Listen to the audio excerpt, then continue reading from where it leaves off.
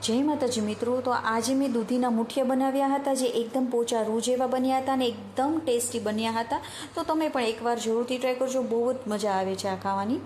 તો તેની માટે મેં અહીંયા એક દૂધી લઈ લીધી છે. તો દૂધીનો ઉપરનો અને નીચેનો ભાગ કાઢી લેશું અને તેને આપણે છાલ પણ ઉતારી લેશું. હવે મેં અહીંયા મોટી ખમણી લઈ લીધી છે, તેમાંથી આપણે ખમણી લેવાની છે. તો દૂધીને આપણે તેમાં ખમણી લેશું, અડધી અડધી કરી અને આપણે તેને ખમણી લેવાની. સાથે મેં એક ગાજર લીધું છે, તેના પણ છાલ ઉતારી અને ખમણી લેવાનું છે. હવે આદુ મરચાં લસણની મેં પહેલાંથી જ પેસ્ટ બનાવી લીધી હતી, તે નાખી દઈશું. સાથે થોડી કોથમીર પણ એડ કરી દઈશું. જરૂર મુજબ મીઠું નાખી દઈશું. થોડી હળદર એડ કરીશું. લાલ મરચાંનો પાવડર એડ કરીશું. ધાણા જીરુંનો પાવડર એડ કરીશું અને અડધી ચમચી જેટલો આપણે ગરમ મસાલો એડ કરીશું. 2 ચમચી મેં અહીંયા ખાંડ એડ કરી છે. હવે 1 કપ જેટલો મેં અહીંયા ઝીણો આપણે જે રેગ્યુલર વાપરીએ છીએ તે ઘઉંનો લોટ લીધો છે. સાથે 3/4 કપ જેટલો રવો એડ કરી દઈશું.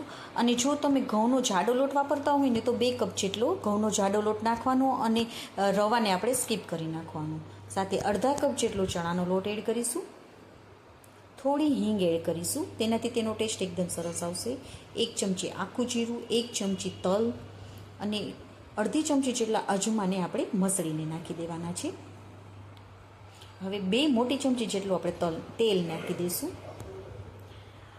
સાથે થોડો 1/4 ટેબલ સ્પૂન જેટલું ખાવાનો સોડા નાખીશું, જેથી કરીને આપણા મુઠિયા એકદમ સરસ સોફ્ટ બનશે. એની ઉપર આપણે થોડો લીંબુનો રસ એડ કરી દઈશું. મેં અહીંયા એક મોટું લીંબુ નાખેલું છે.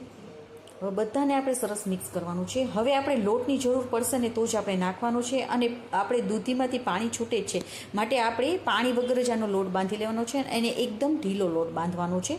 તો મને થોડો લોટની જરૂર પડી તો મેં 2 મોટી ચમચી જેટલો ચણાનો લોટ એમાં એડ કરી નાખ્યો છે અને બધાને આપણે મિક્સ કરી દઈશું. આપણે લોટને થોડો ઢીલો જ રાખવાનો છે, કઠણ નથી રાખવાનો, જેથી કરીને આપણા મુઠિયા એકદમ સરસ સોફ્ટ જ બનશે. તો બધાને આપણે મિક્સ કરી દેવાનું છે. તો આપણો લોટ બંધાઈ ગયો છે. હવે જેમાં પણ તમારે મુઠિયાને સ્ટીમ કરવા હોય ને તેમાં આપણે તેલ લગાવી દેવાનું, જેથી કરીને મુઠિયા આપણા સ્ટીમ થઈ જાય, બાદમાં આપણે એકદમ સરળતાથી ઉખડી જશે. હવે આપણે બંને હાથમાં તેલ લગાવી દેવાનું છે, કારણ કે આપણો લોટ ઢીલો છે, માટે લોટ આપણો હાથમાં ચોટે નહીં, માટે આપણે તેલ લગાવી દેવાનું. અને તમને જે શેપમાં મુઠિયા બનાવવા હોય ને તે શેપમાં તમારે બનાવી લેવાના. મેં અહીંયા સિલિન્ડર શેપમાં મુઠિયા બનાવી લીધા છે. જરૂર પડે તે મુજબ આપણે તેલ લગાવી અને મુઠિયાને આપણે શેપ આપી દેવાનો છે. તો બધા મુઠિયા આપણે આવી રીતે કરી લેવાના. હવે તેને આપણે સ્ટીમ કરવા મૂકી દઈશું. તો 20 થી 25 મિનિટ માટે આપણે મુઠિયાને સ્ટીમ કરવાના છે.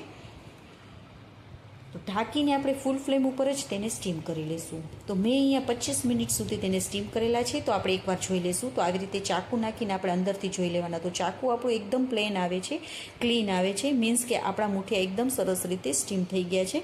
તો હવે તેને એકદમ ઠંડા પાડી દેવાના છે. મુઠિયાને આપણે એકદમ ઠંડા પાડી દેવાના છે, પછી તેને આવી રીતે કટ કરવાના છે. તો આવી રીતે આપણે તેને કટ કરી લઈશું. બધાને એકદમ ઠંડા પડી જાય પછી તમારે કટ કરવાના, જેથી કરીને મુઠિયા એકદમ સરસ આપણા કટ થઈ જશે.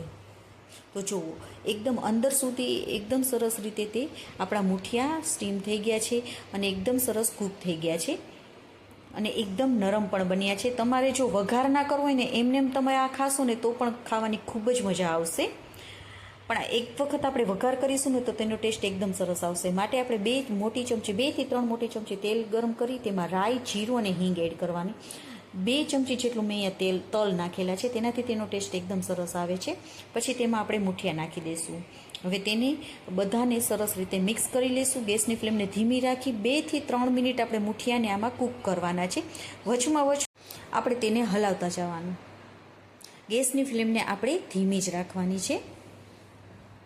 તો છે ને એકદમ ટેસ્ટી એવા આપણા મુઠિયા તૈયાર થઈ ગયા છે, જે એકદમ પોચા રૂ જેવા બન્યા છે. બધાને ખૂબ જ પસંદ આવશે. તમે તેને ચા સાથે, કેચઅપ સાથે, લીલી ચટણી સાથે ખાઈ શકો છો. બાળકોને લંચ બોક્સમાં પણ આપી શકો છો.